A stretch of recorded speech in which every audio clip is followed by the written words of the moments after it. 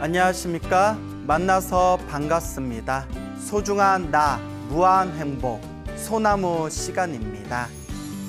부처님의 머리를 깎고 출가한 제자들을 비구라고 부릅니다. 비구. 그래서 인도에서는 비쿠라고 합니다. 비쿠. 그리고 이제 우리 한문 발음으로는 비구라고 이제 부르고 있습니다. 비구라는 뜻은 걸식하는 자라는 뜻입니다. 걸식하는 자, 얻어먹는 자라는 뜻입니다. 즉 얻어먹고 다니는 분들을 이제 비구라고 부르게 됩니다. 얻어먹기는 얻어먹는데 그 속에는 더 깊은 뜻이 함축되어져 있습니다. 얻어먹는다라는 뜻은 위로는 깨달음을 구하고, 위로는 깨달음, 진리를 구하고, 위로는 깨달음과 진리를 얻고, 아래로는 신도들이 복을 짓게 하기 위해서 얻어먹는다, 음식을 얻어먹는다. 위로는 깨달음을 구하고 아래로는 음식을 구한다, 얻어먹는 자라는 뜻이 있습니다. 그래서 이 비구스님들이 이 바리떼라고 하죠. 바루를 들고 집집마다 그 불자분들에게, 신도들에게 혹은 중생들에게 이제 음식을 얻는 것을 또 탁발이라고 부릅니다. 탁발. 탁자가 바치다라는 뜻이 있습니다. 바치다. 이제 바치는 것을 탁이라고 하고요. 탁발할 때 발은 바리떼, 바루라는 뜻입니다. 바루, 바리떼. 그래서 탁발이라고 하면 바리떼를 받쳐들고 이제 집집마다 음식을 얻는다라는 뜻이 있습니다. 그리고 탁발의 다른 뜻이 또 이제 걸식이 되겠죠. 걸식. 걸자가 빌다라는 뜻입니다. 빌 걸자. 식은 먹을 식. 그래서 먹을 것을 빈다. 그래서 바루를 들고 다닌다 해서 탁발이라고 부르고, 또 이제 음식, 먹을 것을 빈다 해가지고 먹을 것을 구걸한다, 그래 구한다 해서 걸식이라고 부릅니다. 이와 같이 탁발하고 걸식하는 분들을 비구라고 부릅니다. 근데 앞에서 설명을 드렸지만 그냥 음식만을 구걸한다, 음식만을 얻으러 다닌다라는 뜻이 아니라 위로는 깨달음, 진리를 구하고, 위로는 깨달음, 진리를 얻고, 아래로는 사람들이 복을 짓게 하기 위해서 이제 음식을 받는다, 음식을 이제 신도들에게 공양받는다, 이제 이런 뜻으로 해석하면 될 것 같습니다. 자, 이와 같이 비구라는 뜻이 걸식하는 자, 탁발하는 자라는 이제 뜻이 있다, 그렇게 말씀을 드렸는데요. 부처님 당시에 어떤 사람이 머리를 깎고 출가해서 다른 종교, 불교 말고 다른 종교의 출가 사문이 됩니다. 사문이라는 뜻은 인도에서는 슈라마나라고 부릅니다. 인도 산스크리트어로 슈라마나라고 하는데, 머리를 깎고 집을 떠나서 수행을 하는 출가자를 통틀어서 슈라마나, 사문이라고 부릅니다. 근데 이제 우리 동양 문화권에서는 사문이라고 하면 불교 수행자, 출가하신 스님을 사문이라고 표현하고 있지만, 원래 사문의 뜻은 인도에서는 이제 머리를 깎고 출가한 불교 외의 모든 출가한 종교인들을 통틀어서 사문이라고 불렀다고 합니다. 그 당시에 이제 인도에서도 수많은 종교가 있지 않았겠습니까? 그래서 머리 깎고 출가했을 때 꼭 불교의 스님으로만 출가하는 것이 아니라, 비구로 출가하는 것이 아니라 수많은 타종교와 수많은 이교도가 있었다고 합니다. 어쨌거나 다른 종교로 이제 머리를 깎고 출가한 사문이 있었는데, 이 사문이 이제 탁발을 다니다가 문득 이런 생각을 합니다. 저 불교에서는 탁발하는 사람, 머리를 깎고 출가해서 탁발을 하는 사람을 비구라고 부른다. 나도 지금 탁발하고 있으니까 나도 비구네? 이런 생각을 일으키게 됩니다. 불교에서는 이렇게 탁발하는 분, 걸식하는 분들을 비구라고 부르는데, 나도 비록 부처님 제자는 아니지만 집에서 나와서 이제 출가를 해가지고 이렇게 그릇 하나 들고 탁발을 다니니까 나도 비구 아니냐, 나도 비구다. 그래서 부처님께 찾아갑니다. 부처님께 찾아가서 부처님께 이렇게 말씀을 드립니다. 부처님의 제자들은 탁발을 다닙니다. 탁발을 다니면서 걸식을 합니다. 그래서 비구라고 부릅니다. 저도 탁발을 하고 걸식을 하니까 저도 비구입니다 라고 부처님께 이야기를 합니다. 그때 부처님께서 그 이야기를 듣고 그 사문에게 이렇게 말씀하십니다. 아니다, 사문이여, 그것은 비구가 아니다. 잘못된 생각을 가지고 어리석은 짓을 하는 사람은 비구가 될 수가 없다. 진정한 비구는 수행하는 자, 정진하는 자, 수행하는 사람이 진정한 비구이다. 그래서 오온이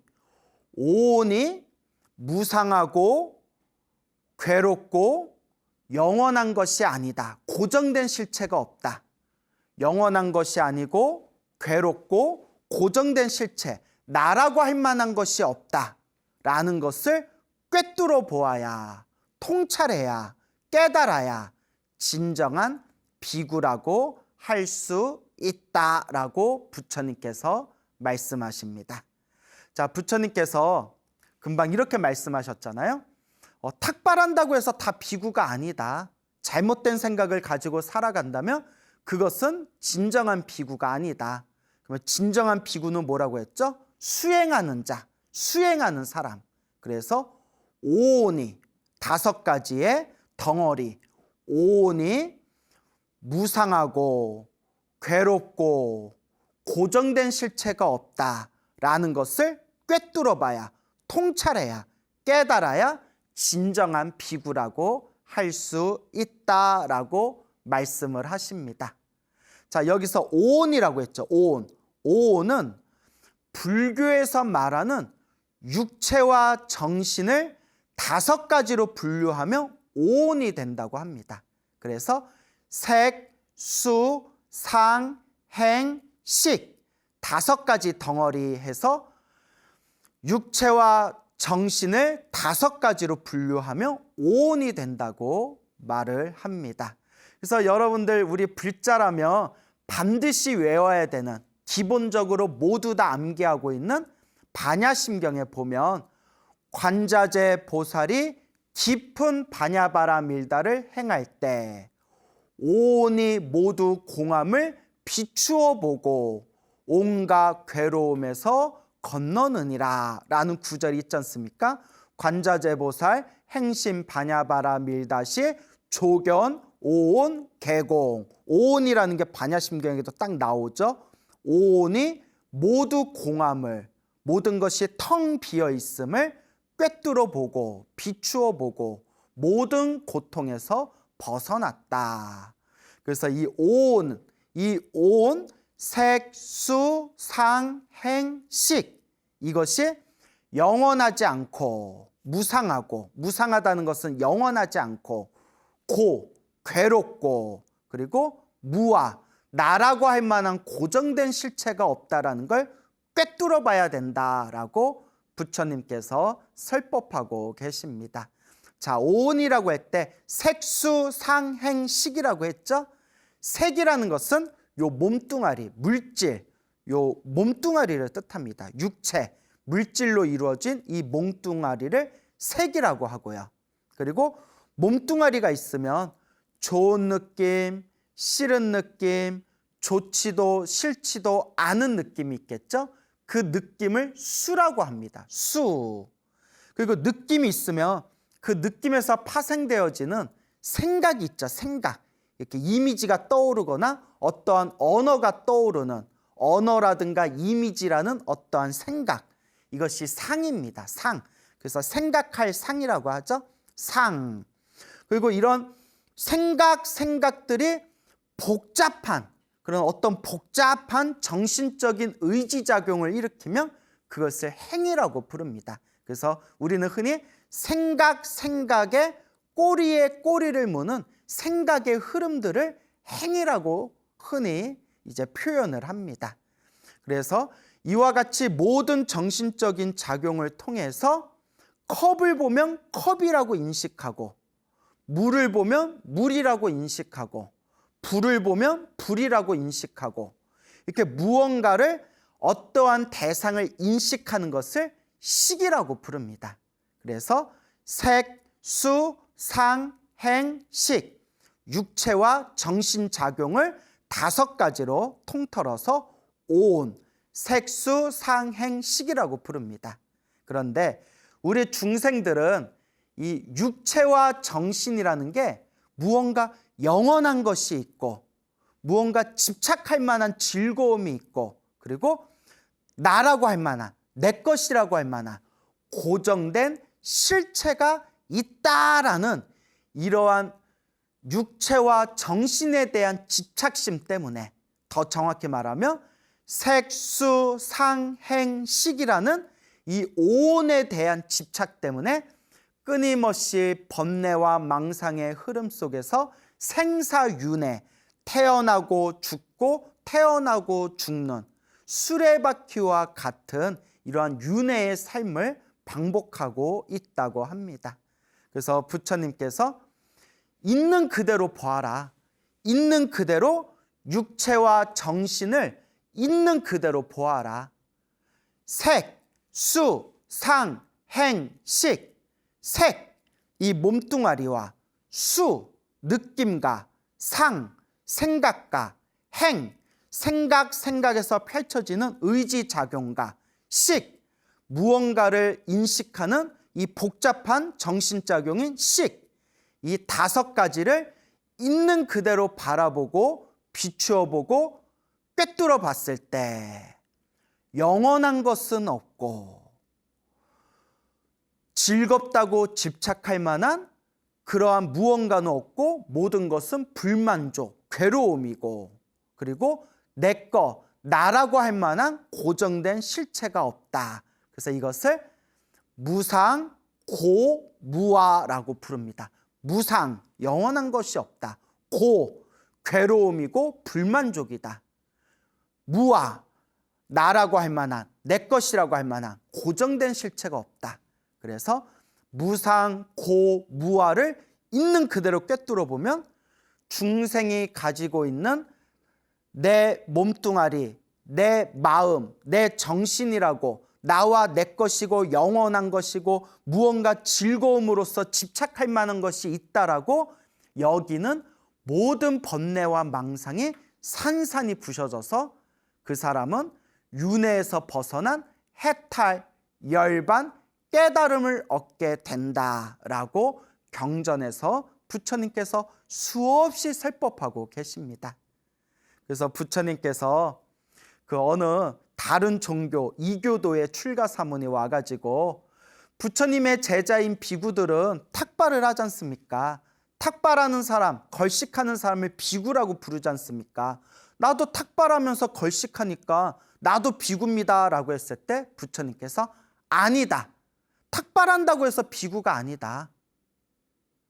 진정한 비구는 수행하는 자, 그리고 모든 것을 이 정신과 이 육체, 이 오온, 색수상행식을 무상이라고, 고라고, 무아라고, 영원한 것은 없고 괴롭고 고정된 실체가 없다라고 있는 그대로 꿰뚫어 보고 통찰하고 깨달음을 얻은 자들, 이런 자들이 진정한 비구이다라고 부처님께서 비구의 진정한 뜻을 설법하셨던 겁니다.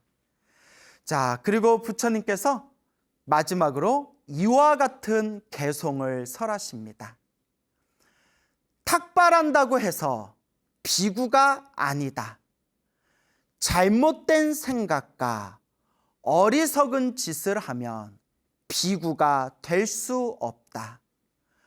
선악을 초월하여 거룩한 행을 닦고 오온을 통찰하는 사람.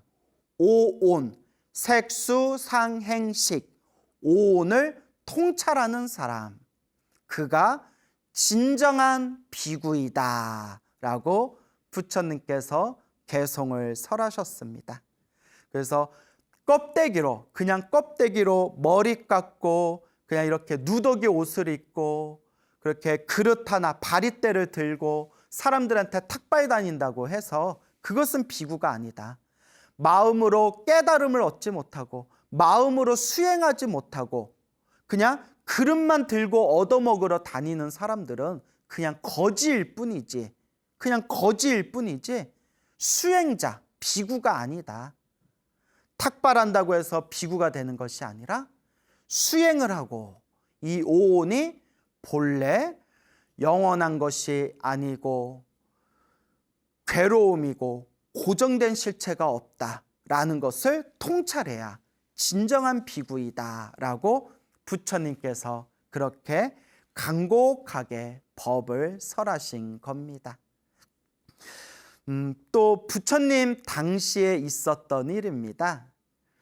부처님 당시에 수많은 종교들이 있었지 않습니까? 그 부처님 당시에 인도에도 수많은 종교들이 있었는데 타종교, 이교도들은 이제 신도들에게 공양물을 얻으면 신도들이 이제 음식을 보시하고 공양을 올리면 신도들을 위해서 축원을 해줬다고 합니다.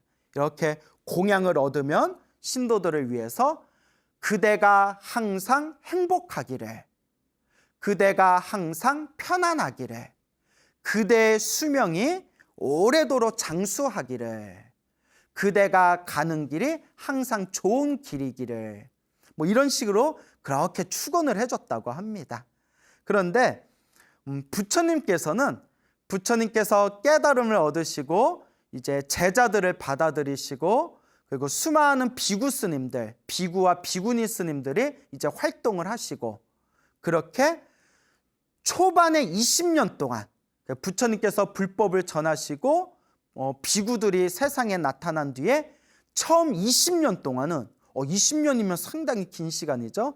왜냐하면 부처님께서 35살에 깨달음을 얻으시고 그리고 80살에 요 세상을 떠나셨으니까 45년 동안 설법을 하셨잖아요. 45년 중에서 첫 20년 동안은, 전반기 20년 동안은 비구들에게, 비구니들, 이 출가 수행자들에게 신도들에게 공양을 얻었을 때 축원을 하지 말아라 라고 그렇게 처음에는 이렇게 계율이 있었다고 합니다. 모르겠어요. 제가 본 책엔 그렇게 나오더라고요. 그래서 처음 20년 동안은 비구가 축원을 하는 것을 부처님께서 허락하지 않으셨다. 이제 이런 내용이 나옵니다. 근데 2년도 아니고 20년이면 상당히 긴 시간이잖아요. 자, 그런데 이게 오랫동안 시간이 흐르다 보니까 많은 신도들이 불만을 토로합니다. 아니, 다른 종교의 수행자들, 다른 이교도, 다른 종교인들은 우리가 이렇게 공양 올리면 그대가 편안하기를, 그대가 행복하기를, 그대가 오래 살기를, 그대가 가는 길이 항상 좋은 길이기를 이렇게 신도들의 마음을 울리는 좋은 축원을 해주는데 왜 부처님의 제자 비구들은 왜 우리가 아무리 공양을 올려도 왜 축원을 해주지 않느냐 이렇게 막 불만을 토로합니다. 그렇죠. 이제 신도들 입장에서는 이제 이렇게 뭐 스님들에게, 종교인들에게 뭐 이렇게 뭔가 이렇게 공양을 올리면 그래도 중생심에 뭐 기본적으로 우리 중생들이 탐욕과 성냄과 어리석음이 있잖아요. 좀 잘 먹고 잘 살았으면 하는 마음, 누군가 나에게 기분 좋은 달콤한 소리를 해줬으면 하는 마음, 그런 게 이제 중생들 마음에 다 깔려 있잖아요. 솔직히 말하면. 그러니까 이제 불만인 거예요. 아니, 우리가 스님들한테 이렇게 공양 올리면 비구 스님들이 좀 우리들을 다른 종교인들처럼 우리들을 위해서 좀 앞으로 이렇게 행복하고 좋은 일이 생길 것이다 라고 축원 좀 해주지. 왜 부처님 제자들은 축원을 안 해주지? 뭐 이렇게 이제 막 불만들이 막 터져 나왔대요. 그래서 이 이야기를, 이 신도들의 불만을 이 비구 스님들이 부처님께 가서 있는 그대로 사실을 고합니다. 부처님께서 다 들으신 뒤에 부처님이 굉장히 합리주의자셨던 것 같아요.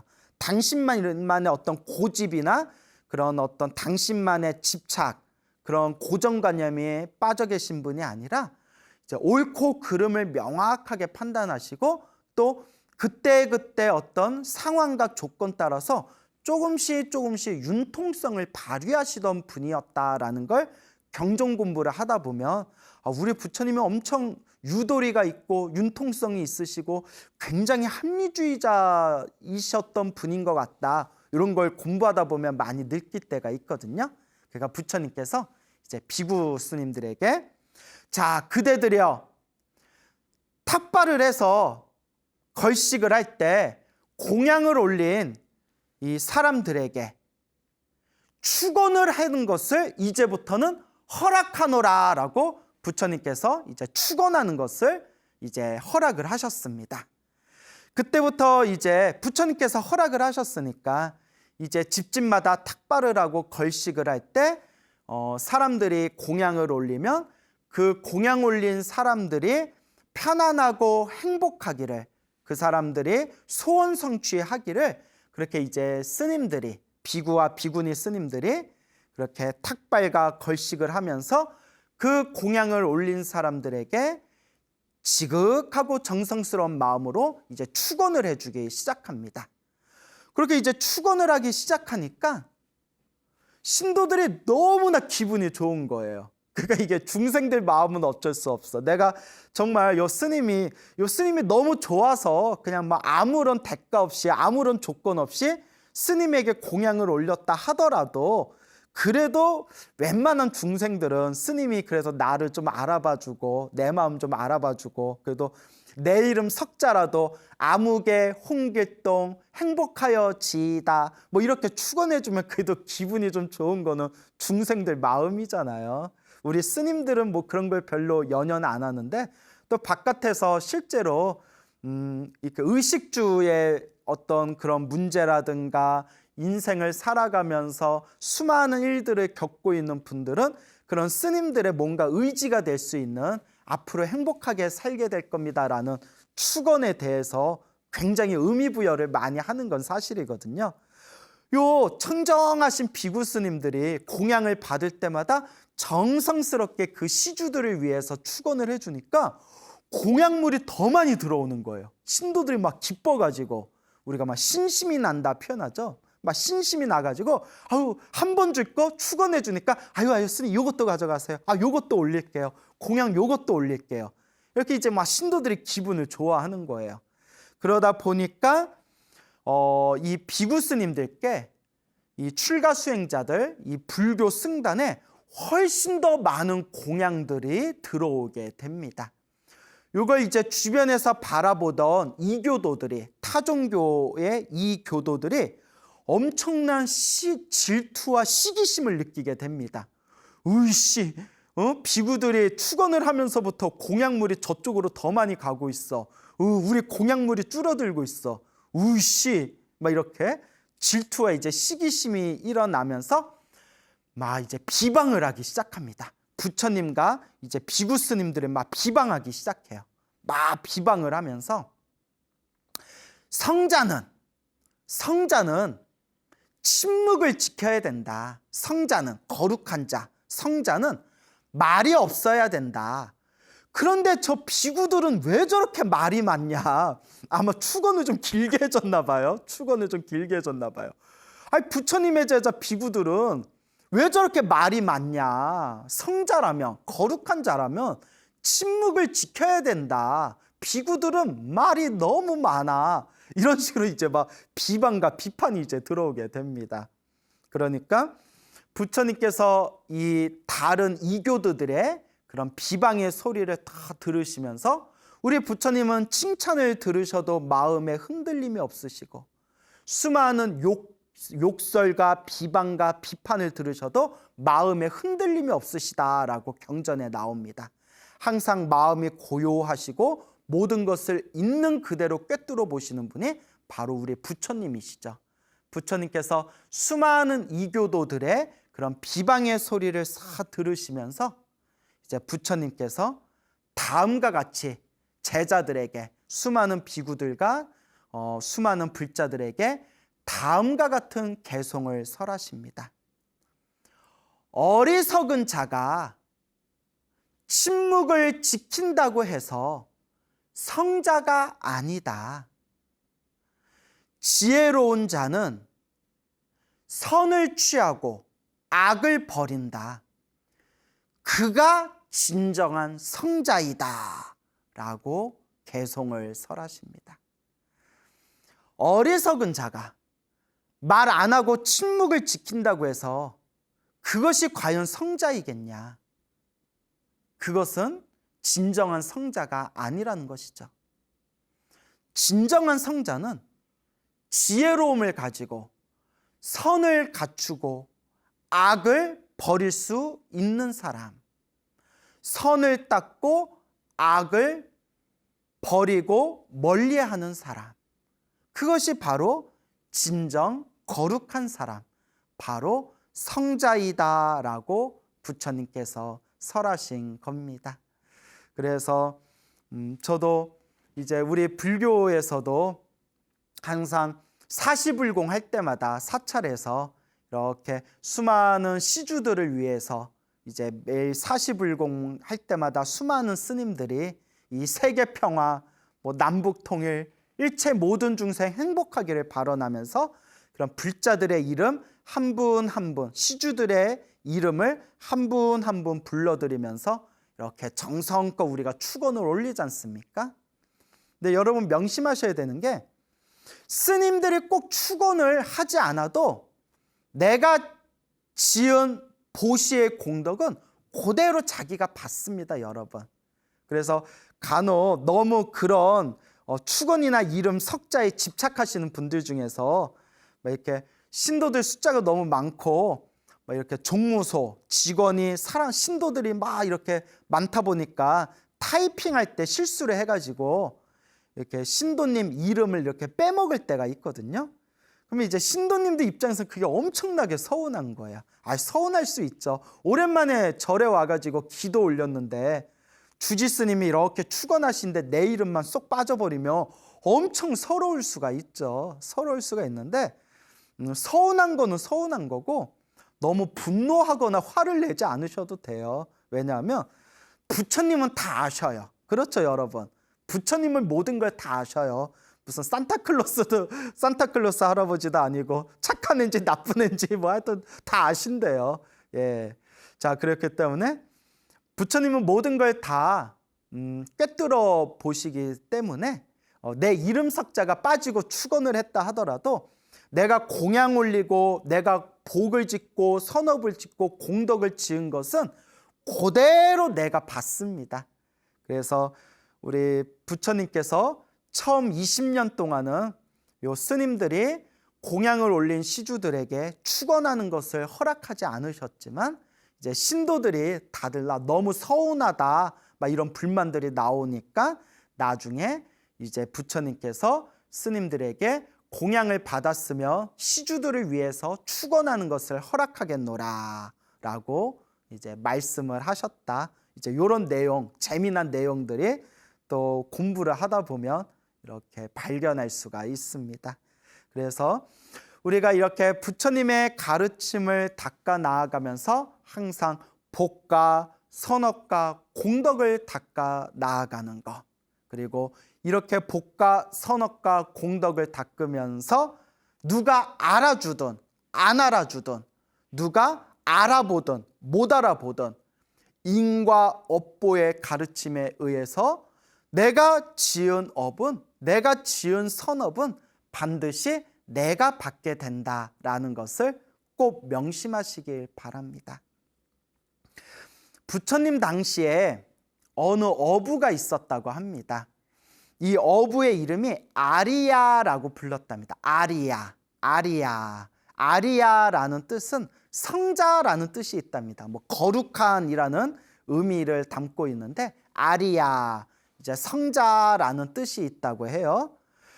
근데 이 어부인 이 아리아가 과거 전생에 어떤 특별한 성근, 공덕이 있었는지 석가모니 부처님께서 저 강가에서 물고기를 잡고 있는 저 어부 아리아가 이번 생에 수다원가를 얻을 수 있는, 수다원이라는 깨달음을 얻을 수 있는 인연이 무르익었음을 그렇게 부처님께서 꿰뚫어 보시게 됩니다. 자, 수다원이라고 다 아시죠? 그동안 많이 설명을 드렸잖아요. 그래서 부처님의 제자로서 모든 번뇌와 욕망이 사라진, 모든 번뇌가 소멸한 거룩한 성자를 아라한이라고 합니다. 아라한. 그리고 아라한이 되는 데 있어서는 이제 단계가 있다고 했죠.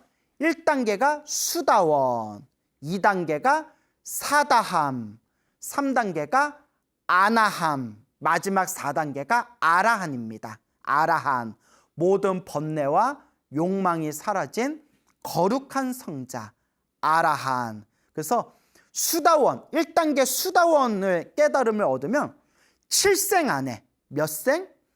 7생 안에 아라한이 될 수가 있다고 합니다. 그러니까 아라한이 되는 하이패스가 바로 수다원이에요. 내가 수행을 열심히 해서 깨달음을 얻으면 7생 안에 태어나고 죽고 태어나고 죽는 것을 7번 안에 저 거룩한 성자 아라한이 될 수 있다고 합니다. 그래서 수다원, 사다함, 아나함, 마지막 아라한, 거룩한 성자의 깨달음의 세계, 아라한, 이렇게 이제 깨달음의 경지가 펼쳐지게 됩니다. 그러니까 경전에서는 이번 생에 1단계인 수다원가만 얻어도 이 우주를 다스리는 하늘의 신보다도 훨씬 더 고귀한 존재다. 이렇게 이제 경전에서 수없이 이야기하고 있습니다. 우리는 하늘의 신이 위대하고 고귀하고 훌륭할 거다 생각하지만 우리 부처님께서 하늘의 신들조차도 윤회에서 벗어난 존재가 아니다. 오히려 윤회에서 벗어날 수 있는 아라한을 보장받은 이 수다원의 깨달음이 이 우주를 다스리는 신들보다도 훨씬 더 고결하고 고귀한 존재들이다라고 부처님께서 설법하셨습니다. 그래서 부처님께서 저 어부 아리아가 이번 생에 수다원이 될 수 있다, 이번 생에 수다원이 될 수 있는 인연이 있다라는 걸 꿰뚫어 보시고 이제 수많은 제자들과 함께 이제 마을에 가셔서 이제 탁발을 하시고 탁발을 다 마치시고 난 뒤에 일부러 제자들과 길을 뺑 돌아가서 어부 아리아가 낚시하고 있는, 물고기 잡고 있는 곳으로 일부러 그쪽으로 이제 걸음을 옮기십니다. 부처님은 다 깊은 뜻이 있으신 거예요. 그래서 이제 수많은 제자들과 일렬로 부처님께서는 제자들과 길을 걸으실 때 그 군대에서처럼 이렇게 일렬로 열을 맞춰가지고 이렇게 거룩하게 땅바닥을 바라보고 몸과 마음을 관찰하면서 거룩하게 걸음을 옮기셨다고 합니다. 그래서 500명의 스님들이 1250인의 수많은 큰 스님들이 부처님과 함께 길을 걸을 때에도 그 바닥에서 먼지가 일지 않았다고 합니다. 아주 천천히, 아주 그렇게 고귀하게 그렇게 몸과 마음을 관찰하면서 아주 천천히 걸음을 점잖게 옮기셨기 때문에 1000명의 스님들이 걸음을 걸었어도 흙바닥에서 먼지가 일어나지 않았다. 뭐 이런 이야기가 있을 정도예요. 우리는 뭐 혼자서 쫄래쫄래 걸어도 막 먼지가 폴락폴락 일어나지 않습니까? 철상 맞아가지고. 근데 이제 부처님과 부처님의 제자분들께서는 그렇게 점잖고 거룩하고 항상 안정되셨다는 겁니다.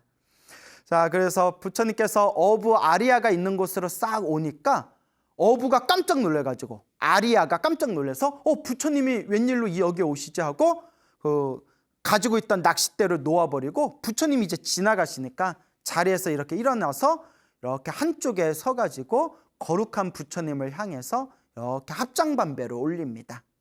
그때 부처님께서 아리아 앞에서 잠시 걸음을 멈추신 뒤에 뒤를 돌아보시고 당신의 제자들에게 이름을 하나하나 물어보십니다. 부처님이 제자들 이름을 모를 리가 없잖아요. 근데 일부러 다 이렇게 제자들의 이름을 한 분 한 분 이름을 이제 물어보십니다. 그대의 이름은 무엇이냐? 예, 저는 사리불입니다. 그대의 이름은 무엇이냐? 예, 저는 목걸련입니다. 이런 식으로 한 분 한 분 스님들의 이름을 이렇게 물어보신 뒤에 갑자기 아리아를 쳐다보면서, 어부 아리아를 쳐다보면서 그대는 이름이 무엇인가? 그러니까 어부 아리아가 예, 저는 아리아입니다 라고 자신의 이름을 대답합니다. 근데 아까 뭐라고 했죠?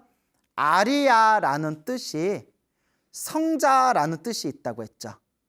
부처님께서 저의 이름은 아리아입니다 라는 그 어부의 이름을 부처님께서 딱 들으시고, 아리아는 성자라는 뜻이 있다고 했잖아요. 아리아, 성자, 아리아. 물고기를 잡으면서 살생을 하는 사람이 어찌 성자일 수 있겠는가, 이렇게 이야기를 하시는 거예요. 그 불교에서는 첫 번째 덕목이 불살생이잖아요. 살생하지 말아라. 근데 이제 비록 직업이라서 어쩔 수는 없지만 그 물고기를 잡고 있는 어부에게 그대는 물고기, 살아있는 생명을 해치고 있는데 살아있는 생명을 죽이는 사람이 어떻게 아리아일 수 있겠느냐. 그게 살짝 말장난이죠. 이름이 아리아인데 부처님께서는 살짝 비틀어가지고 생명을 죽이고 있는데, 물고기를 잡아서 살아있는 생명을 해치고 있는데 그게 어떻게 아리아, 성자이겠느냐. 근데 여기서 이제 중요한 게 있어요.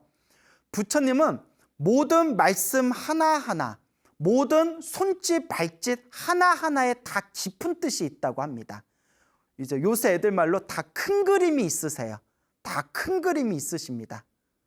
그래서 부처님께서 그냥 어부들한테는 절대 이런 얘기 안 하십니다. 괜히 어부 열심히 직업 때문에 열심히 물고기 잡고 있는 사람들한테 이런 이야기하면 시비 거는 게 될 수 있잖아요.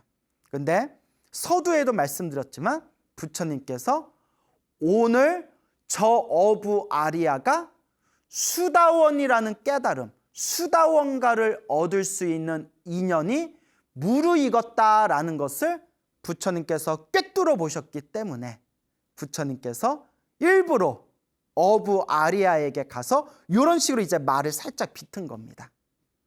아리아, 성자, 아리아. 생명을 해치는 사람이 어찌 아리아, 성자일 수 있겠는가? 그러면서 뭐 어쩔 줄 몰라 하는 어부 아리아에게 부처님께서 이와 같이 개송을 설하십니다.